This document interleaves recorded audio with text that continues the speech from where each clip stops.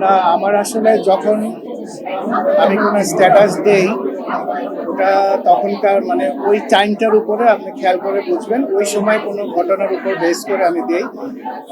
আমার মনের কথা আমি বলি। আহ, অনেক সময় অনেকে বোঝে না, ওটার একটা বাজে ব্যাখ্যা অনেকজনে বের করে। লাস্ট টাইম যেমন আমি একটা বলেছিলাম যে আমাদের চলচ্চিত্রের একটা খারাপ সময় আগে থেকেই শুরু হয়ে গেছিল।